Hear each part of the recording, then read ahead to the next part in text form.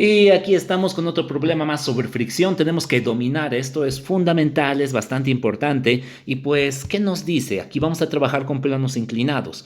Nos está diciendo, suponga, dice, que un bloque con una masa tanto está en reposo sobre una rampa. Es decir, este bloque, mira, ahí lo tenemos. Este bloque está sobre la rampa y está en reposo, no se está moviendo.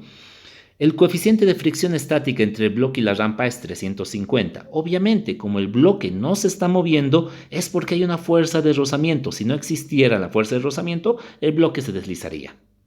Dice, ¿qué ángulo máximo puede formar la rampa con la horizontal antes que el bloque inicie el deslizamiento? Mira, esto es bastante fácil de imaginar. Si este ángulo de acá con la horizontal fuera pequeño, lo más seguro es que el bloque no se deslice, ¿verdad? Tú puedes hacer la prueba con cualquier objeto, pero vas aumentando el ángulo, mira, lo hemos aumentado hasta acá, vas aumentando el ángulo y en algún momento se va a vencer esa fuerza de fricción que mantiene al bloque quieto y el bloque va a caer, se va a deslizar, ¿verdad?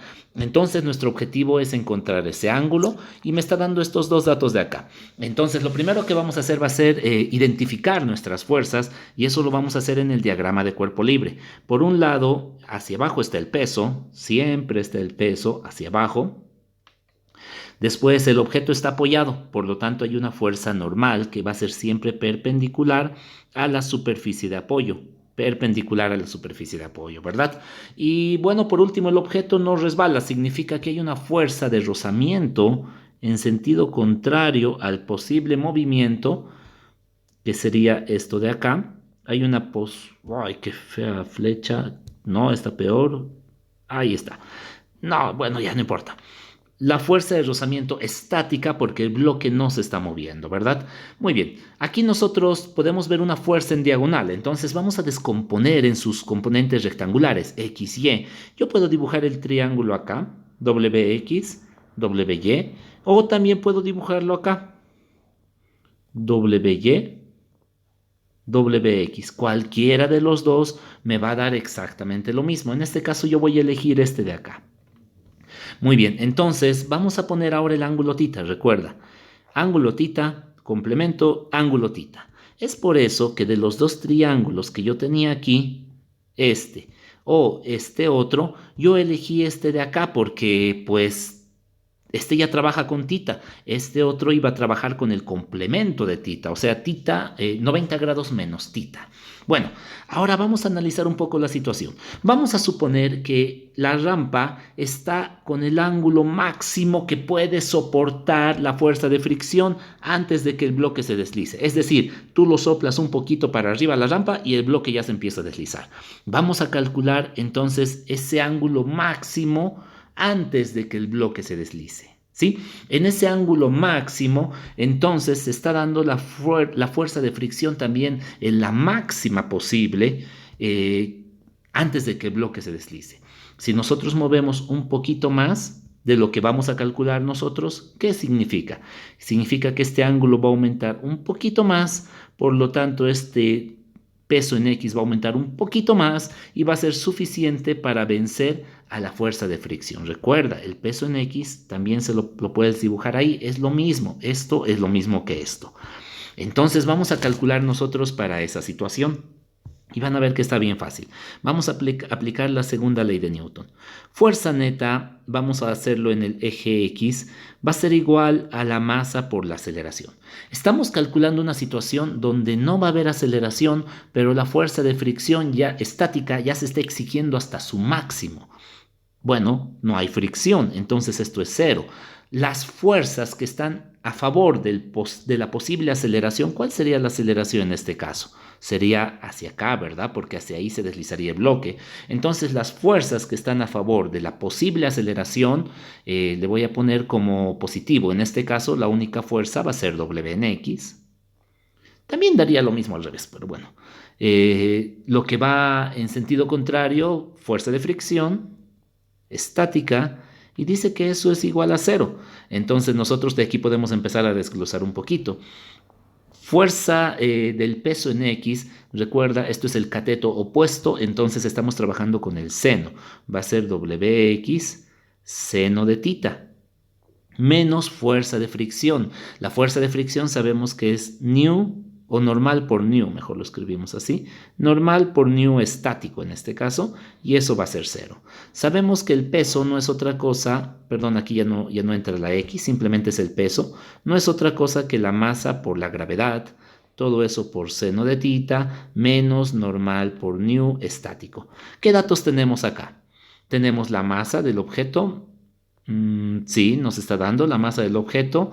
Tenemos siempre la gravedad. No tenemos seno de tita porque no tenemos tita. Tenemos el new estático. Si tuviéramos la normal, entonces fácilmente podríamos determinar el seno de tita. Entonces mi objetivo es encontrar la normal. Para eso vamos a utilizar la segunda ley de Newton, pero en el eje Y. En el eje Y decimos la sumatoria de fuerzas en el eje Y va a ser igual a masa por aceleración en el eje Y. Aquí también podemos poner si queremos X. En el eje Y este bloque no está saltando, ¿verdad? Entonces todo esto va a ser 0. No hay aceleración en el eje Y. Ahora, ¿qué fuerzas hay? Por un lado está la normal y en sentido contrario está el peso en Y. Cualquiera va a ser positivo. Entonces, normal y el otro en sentido contrario, peso en Y. Y todo eso va a ser igual a 0. De aquí vamos a sacar que la normal va a ser igual. Todo esto se viene aquí. Ahora, peso en Y no es otra cosa que decir peso. Y como estamos hablando de este cateto, es el cateto adyacente. Entonces trabajamos con la función coseno. Coseno de tita. Y de acá sacamos que esto va a ser igual a mg coseno de tita. Muy bien, ahora que ya hemos despejado la normal, vamos a reemplazarlo acá. Esta ecuación la voy a copiar. mg seno de tita menos, ahora en lugar de escribir normal, yo voy a escribir su equivalente, que sería mg coseno de tita. Y todo eso por new estático, y todo eso me da igual a 0. Mi objetivo es despejar tita. Entonces, ¿cómo es que vamos a hacer esto? Voy a llevar todo esto a este lado primeramente. mg cos de tita new sub s se va a ir al otro lado. Bueno, y al mismo tiempo podíamos haber dividido, o lo voy a hacer aquí, podíamos haber dividido todo entre masa, porque los dos términos tienen la masa, entonces es una letra que estoy copiando pues ya en vano, ¿no ve? Si dividimos todo entre masa, aquí me queda gravedad seno de tita, perdón, me faltó tita, igual a gravedad coseno de tita, todo por new sub s. Muy bien. Ahora, ¿cómo despejo tita de acá? Ay, mira, podríamos haber dividido entre masa y gravedad directamente, porque tenemos masa y gravedad en ambos, pues directamente lo voy a hacer así. Ahora sí, ¿cómo despejo tita?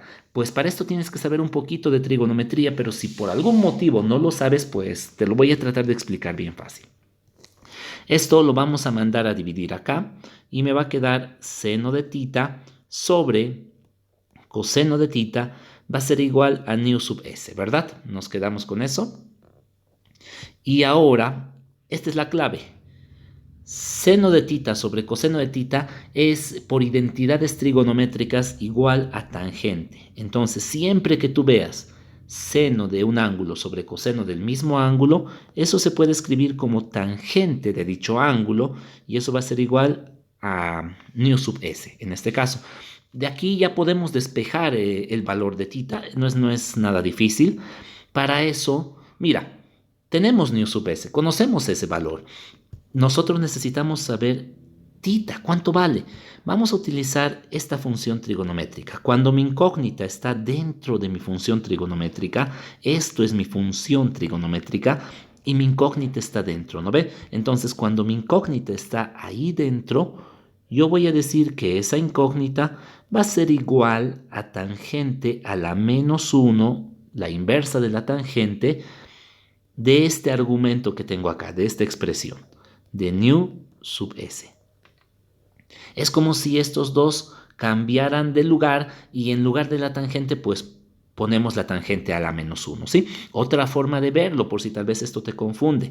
Si nosotros quisiéramos despejar, por así decirlo, esta parte de la tangente, pues nosotros, es una forma de verlo. Vamos a utilizar tangente a la menos 1 del ángulo y me va a dar tangente a la menos 1. O sea, estoy usando tangente a la menos 1 en ambos lados de la ecuación. ¿Te das cuenta? A la ecuación original, a ambos lados le he sacado tangente a la menos 1. Por lo tanto, tangente a la menos 1, que es la función inversa de esto, me va a quedar aquí solamente θ igual a tangente a la menos 1 de nu sub s, que es lo que tenemos acá. Tú, si quieres, lo puedes ver desde ese punto de vista. Si sabes trigonometría, yo sé que esto va a ser demasiado fácil. Si no lo sabes, si no has llevado todavía, recuerda esto, es una identidad. Cuando tú tengas seno sobre coseno, lo puedes cambiar directamente por tangente de θ. No te voy a explicar el por qué ahora, pero es algo que tú puedes usar. Muy bien, entonces de esta forma nosotros ya podemos tener el valor de θ. Eso es bastante fácil porque esto me lo da la calculadora. Tangente a la menos 1 de nu sub s, que es 0,350. Entonces esto es 0,350. Y de aquí nosotros vamos a tener el ángulo θ del que estamos hablando. Y este ángulo θ va a ser tangente a la menos 1. Mira, junto a la tangente, no sé si se llega a leer, allí arriba en letras amarillas pequeñas dice tangente a la menos 1. Entonces, vamos a calcular con el botón Shift. Shift de ese botón que les dije me da tangente a la menos 1 de 0,350. Y el valor es ese de ahí. Tangente a la menos 1 sería 19,29 aproximadamente, porque tiene infinitos decimales, ¿verdad? Entonces, estamos hablando en grados. Entonces, ¿qué es lo que hemos hecho?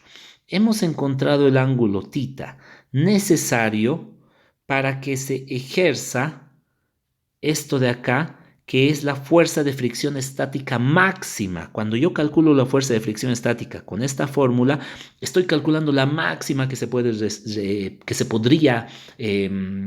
resistir, o sea, lo máximo que podría resistir antes de que el objeto empiece a deslizarse, porque recuerda que la fuerza de fricción depende de cuánta fuerza tú estés aplicando. Entonces hay una máxima y esa máxima se saca con esto, y hemos sacado el ángulo necesario para tener esa fuerza de fricción máxima. Por lo tanto, estamos diciendo que la fuerza ha llegado a su límite.